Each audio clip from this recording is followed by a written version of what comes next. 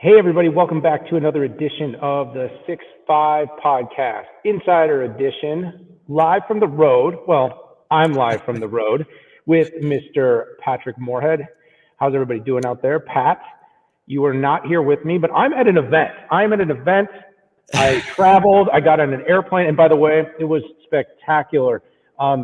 Just going into the main room, hearing that music, watching people filter in, it felt like thousands of people filtering in. We'll let our guests talk more about that. But I'm at NetSuite World, Suite World here in Las Vegas, and you look like you're in your living room.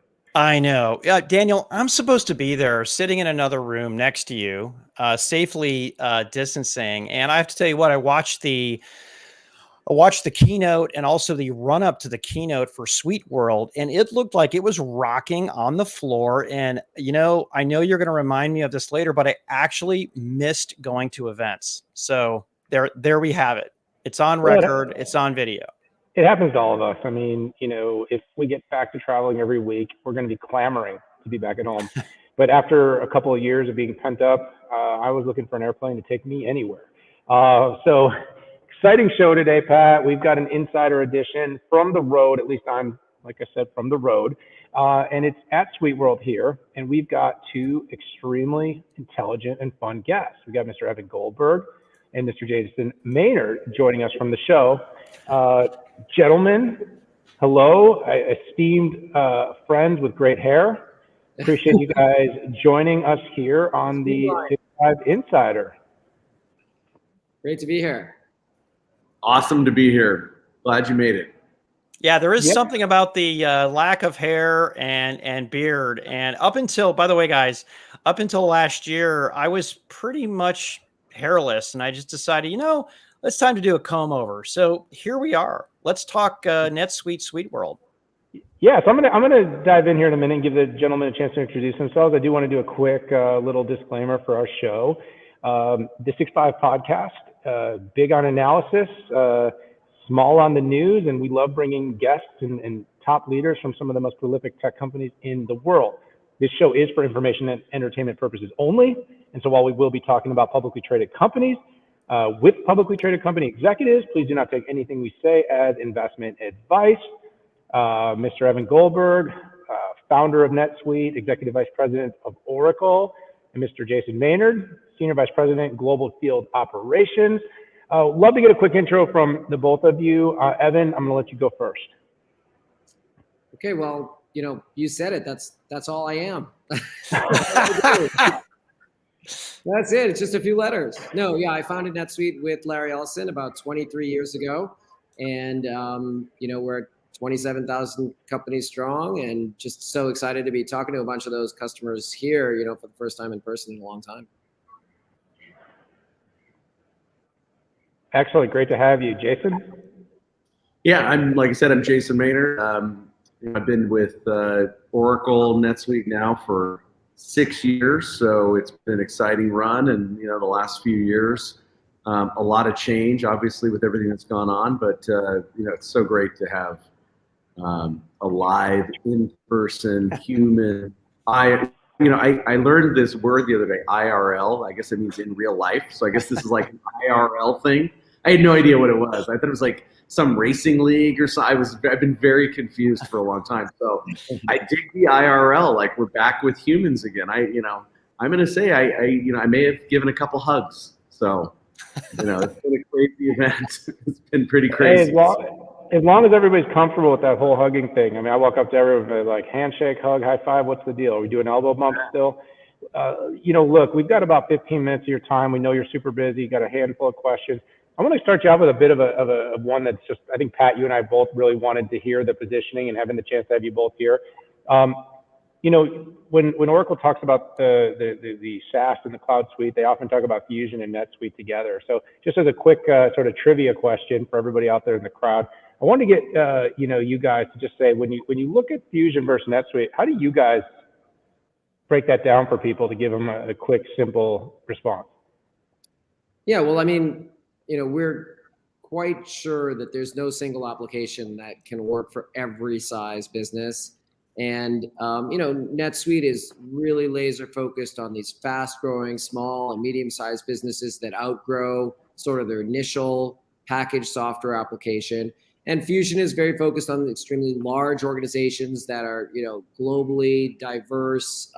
We've really built something different. We realized when we came together as organizations, NetSuite has built a single application. Everybody uses that one application of sort of one view, everything you need to grow your business all in one place.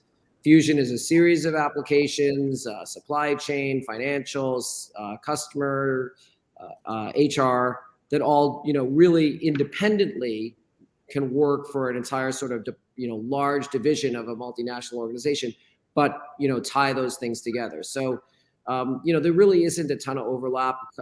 Companies really self-select into which one of them is appropriate. No, that's great. I think that's a great place to start, and that's something that people make a lot of mistakes on when they're looking at NetSuite. So I appreciate that. So, guys, I wanted to jump right into a business update, and on the analyst call, you shared what I thought were some pretty impressive stats, and I was wondering if you can share them with the audience. Just I was really struck by the number of tech IPOs, the amount of customers that went public in 2021, things like that. Yeah, we've been really fortunate the last few years to have some great growth in the business. On the last earnings call, we talked about 28% year-over-year growth.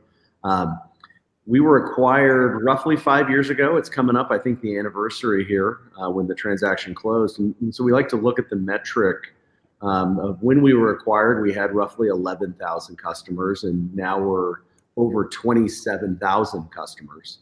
Yeah. So we've seen huge growth in our customer base, which we're obviously very proud about, and we love seeing all of them. And there's been a lot of growth as well within the customer's own business, and some of the stats we've shared is 2/3 of the IPOs in the last year run on NetSuite.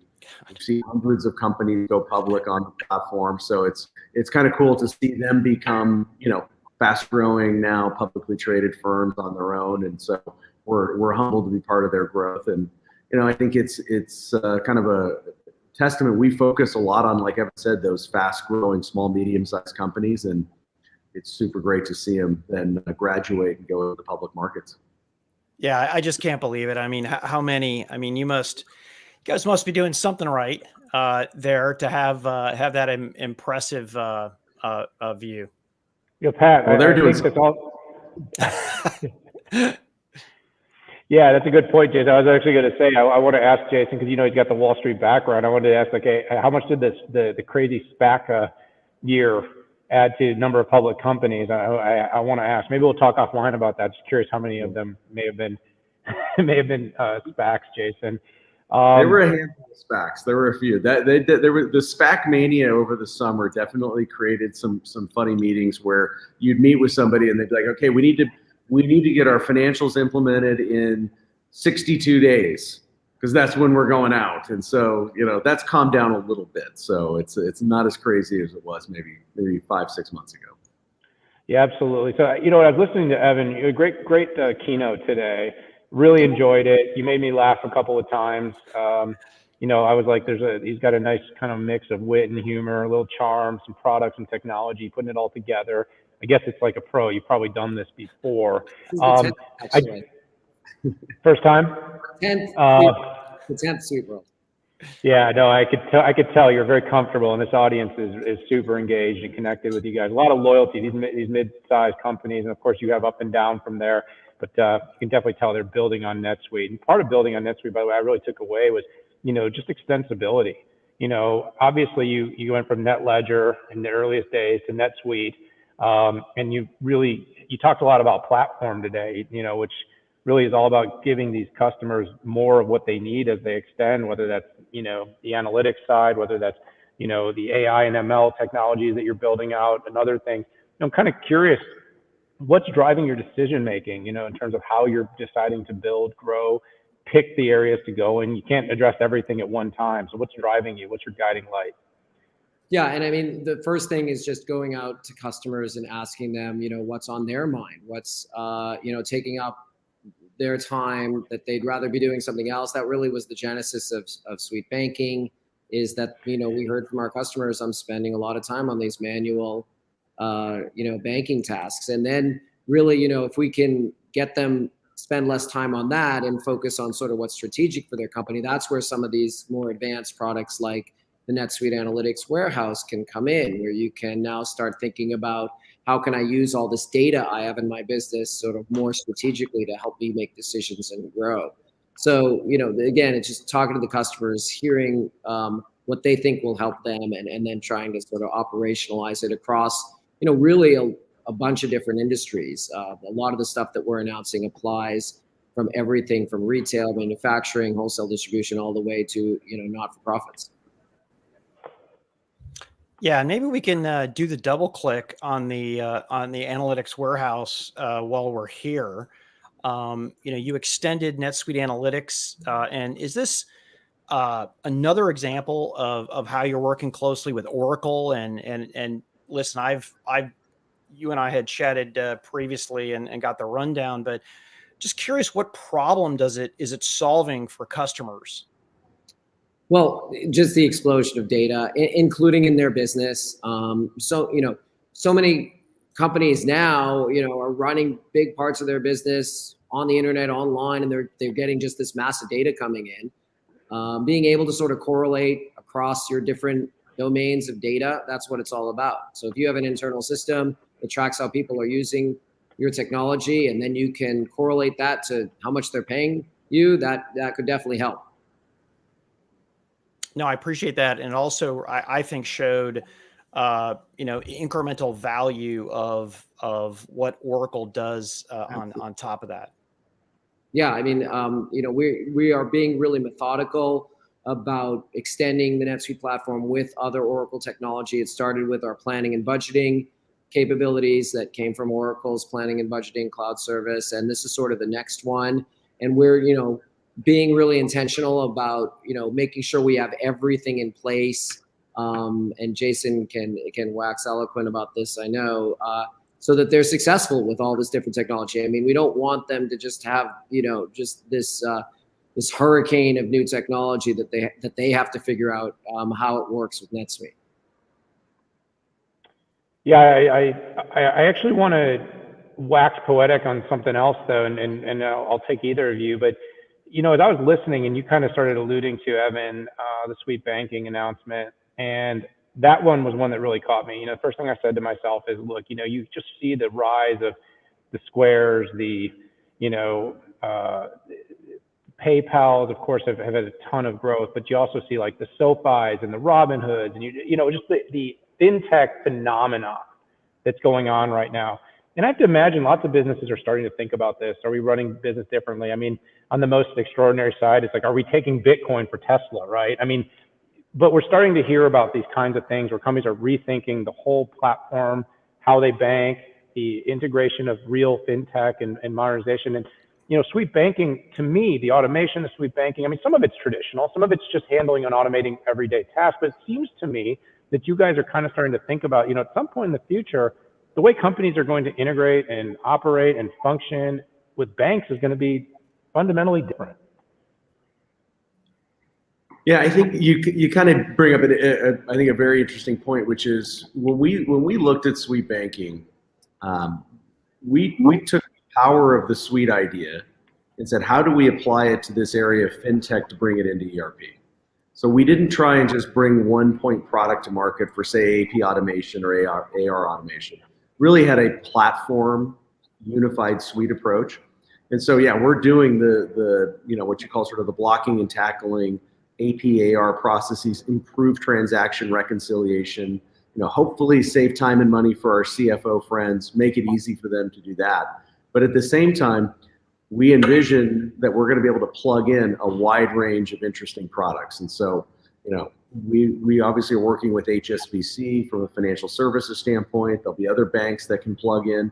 But, down the road, there can be a lot more interesting, decentralized finance type of approach, crypto, a lot of different things that we could do in terms of having a platform that other innovative services can really access. And I think the customers want to see that. They may not be ready for, a full-on laser-eyed, approach today, but they're going to get there soon enough. And so hopefully we've got something that works, solves some pain today, but it really opens up potential for tomorrow. So real quickly, just to kind of, ask you to build on that just a little bit. I imagine you're not the only company that's building an ERP or an enterprise software suite that's kind of thinking about this. Do you think like, and Evan, I know you were big on automation, you're big on insights, you're big on agility. Like, how is the SuiteBanking? Is there a couple things about it that you would say really differentiate, that you guys are really feel like you've stepped out ahead of the competition, which, as we've discussed in the markets you serve, it's a small number, but there are some really good competitors. Well, I Jason might have a couple points to emphasize. I think that one of the things we're most excited about is the connection to your customers that you can have, starting with that pay link. But the next thing is they can sign up for customer portals called Suite Commerce My Account, and really broaden that sort of online connection to your customers so that they can see their orders, see, trouble tickets. They could see, kind of 24/7. They can reorder, and that's what customers are asking for. They're asking for you to meet them anytime, anywhere.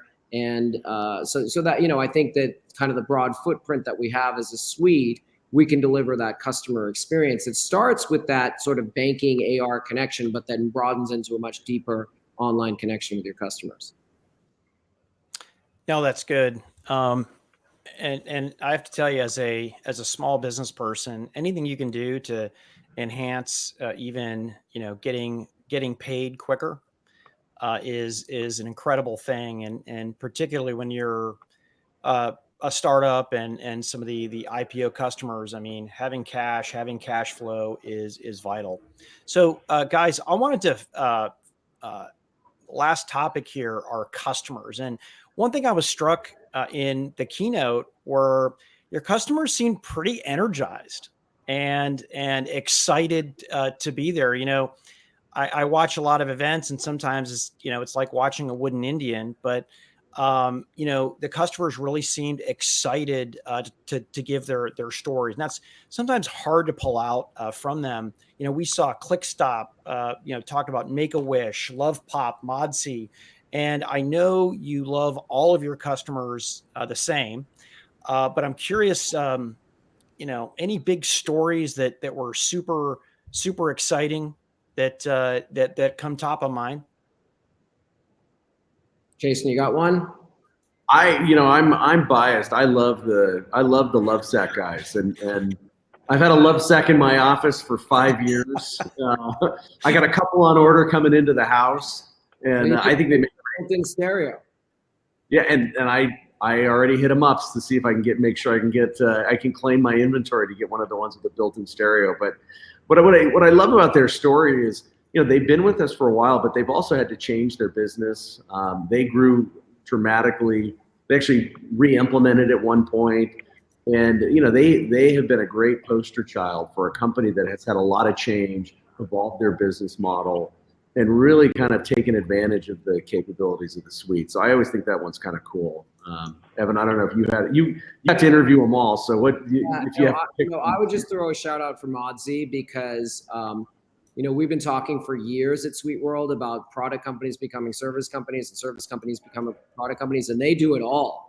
I mean, they're an app, a product, this super cool technology that does, allows you to do basically scan your room and pick a style, and then they do interior design for you, delivered by humans. So they're a services company, and then you pick out the things that you like and you buy them from them. So they're a product company. So, I talked to Shauna about, being able to walk and chew gum and juggle at the same time. And that's what we're seeing in these sort of hybrid companies. So I think that was a really cool story there, and how NetSuite has helped them in the pandemic with the supply chain. That, they just have so much to do. The more they can, have their supply chain be automated and have orders, go to the right place at the right time, the easier it is for them to grow. And speaking of supply chain, that would be a topic that we could spend another 45 minutes on. But unfortunately, or fortunately, we are going to let you get on, because Evan and Jason, I am certain that both of you probably had a commitment of about 3 minutes ago at the at the bottom of the hour, because if your schedule is anything like mine at these events, you've got a meeting accounted for pretty much every minute till you go to bed. But I just want to say, Jason and Evan, thank you so much for spending some time with us. It's great to get you in front of our audience, and I expect we're going to be talking a lot more in the coming months. Fantastic. It was great talking with you guys. Yeah, thanks again.